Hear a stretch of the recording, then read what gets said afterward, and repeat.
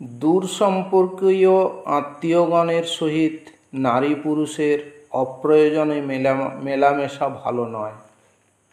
যদি কখনো কাহারও প্রতি তাহার প্রিয়জনের সন্দেহ উপস্থিত হয়, মিথ্যা হলেও তাতে উত্তেজিত হতে নাই, ধীরভাবে সন্দেহ দূর করার চেষ্টা করতে হয়। সন্দেহ বড় সাংঘাতিক রিপু, সে স্নেহ বন্ধন অতি শীঘ্র ছিন্ন করে দেয়। যদি কখনো প্রিয়জন কোনো কারণে রুক্ষ ব্যবহার করে, বুঝতে হবে তার প্রাণে কোনো কারণে বিষম আঘাত লেগেছে। তাকে তখন সান্ত্বনা দিতে হয়, কথার দ্বারা তাকে আঘাত দেওয়া অনুচিত। দম্পতির মধ্যে কলহ উপস্থিত হলে সর্বাগ্রে তাহার মীমাংসা করে অন্য কাজে হাত দিতে হয়।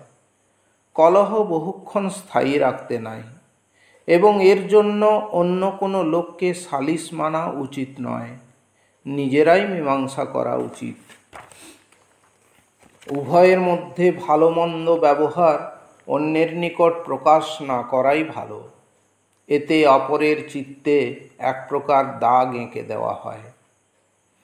ক্রোধের উপর ক্রোধ দ্বারা উত্তর হয় না, নম্র ব্যবহার এবং সহিষ্ণুতার দ্বারাই হয়। সর্বদাই বিশ্বাস রক্ষা করে চলতে হয়, বিশ্বাসঘাতকতা মহাপাপ। বজ্রাঘাত অপেক্ষা কথার আঘাত হৃদয় বিদারক, কাহাকেও মর্মবিদারক কথা বলতে নাই। ভৃত্যগণের সম্মুখে মর্যাদার অনুরূপ আলাপ এবং আচরণ করতে হয়, চাঞ্চল্য প্রকাশ করতে নাই। অতি গাম্ভীর্য অতি বাচালতা উভয়ই নিন্দনীয়। স্বজনের নিকটেও আবদার করে কিছু চাওয়া ভালো নয়, অপরের ভালো দ্রব্যে লোভ করা পাপ। নারীর প্রধান গুণ সেবা ও সতীত্ব, পুরুষের প্রধান গুণ ক্ষমা ও সচ্চরিত্র।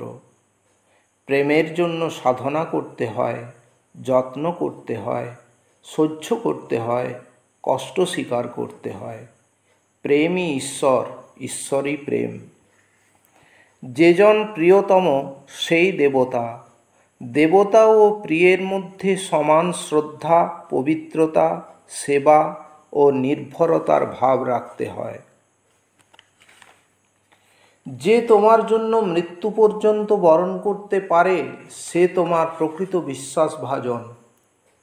বাসনা জয় করা সর্বাপেক্ষা শ্রেষ্ঠ বিজয়। লোভ দমন করাই প্রকৃত শক্তির পরিচয়। ক্রোধে অধীর না হওয়াই সংযমের পরিচয়। কামে মুগ্ধ না হওয়াই মনুষ্যত্বের পরিচয়। সুদিনে বান্ধব সৃষ্টি করে দুর্দিনে তাদের পরিচয় হয়। ঐশ্বর্য আর প্রেম একত্র থাকতে চায় না, বহু চেষ্টায় দুইকে এক করা যায়।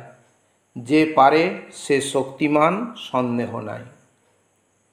ক্ষমতা পাওয়া খুবই সহজ, কিন্তু তার যোগ্য ব্যবহার বড়ই শক্ত। ক্ষমতার অপব্যবহার করতে নাই। পরের দুঃখে সহানুভূতি দেখাইও, পরের সৎকার্যে উৎসাহ দিও, পারলে সাহায্য করিও। পরের অসৎকার্য উপেক্ষা করিও, মন্দ দেখিও না, ভালো গ্রহণ করিও। শত্রুর অনিষ্ট চিন্তা করিও না। গৃহীর সম্বল চারটি বৃত্তি: মৈত্রী, করুণা, মুদিতা, উপেক্ষা।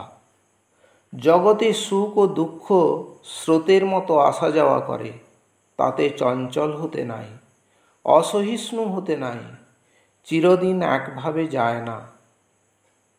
গঠন ভাঙা খুবই সহজে হয়, গঠন করা সহজ নয়, তাতে ক্ষমতা প্রয়োজন।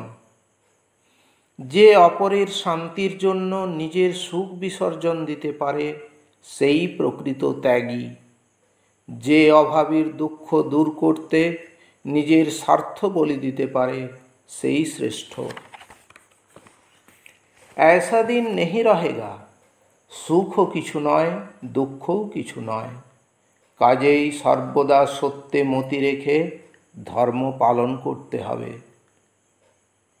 এ বিশ্বের এই লীলা কিছু নহে স্থির, সুখে দুঃখে মতিমান হয়েও না অধীর।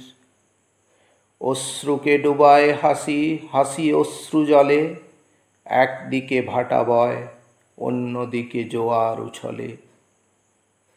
সত্যাশ্রয়ীদের বাক্য, আচরণ, ব্যবহার, ধৈর্য, স্থিরতা হবে আদর্শ স্থানীয়, সাধারণ হতে স্বতন্ত্র। এই আমি দেখতে চেয়েছি, এই আমার স্বপ্ন, সে কি সত্য হবে? সংসারে প্রতিকূল অবস্থাতে যে ধৈর্য রক্ষা করে চলতে পারে, যার অনুকূল অবস্থা জীবনে না এলেও অবিচলিত থাকতে পারে, সেই বীর সাধক। বাহ্যিক ও ব্যবহারিক সত্যকে নিষ্ঠার সঙ্গে আঁকড়ে ধরে থাকবে, আত্মিক রিতম বৃহৎকে হৃদয়ে উপলব্ধি করবে।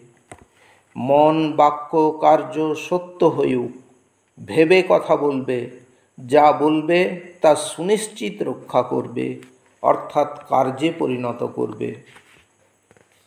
সংসার তো ধর্মকর্মের বাইরে নয়। একজন সন্ন্যাসী আর একজন কর্তব্যনিষ্ঠ সৎ সংসারী, উভয়েরই সমান মর্যাদা ও শ্রেষ্ঠত্ব প্রমাণিত হয়েছে বেদ গীতায়। মৃত্যু যদি অনিবার্য, এ চিন্তা নিয়ত মনে গাঁথা থাকলে দুর্ব্যবহার, মিথ্যাচরণ, অসদাচরণ ও কামক্রোধের অবকাশ কোথায়? এতেই নিত্যানিত্য বোধে সত্যানুভূতি আপনিই ঘটে। ওম সত্যম। কানাকড়ির পাঠ সমাপ্ত হলো।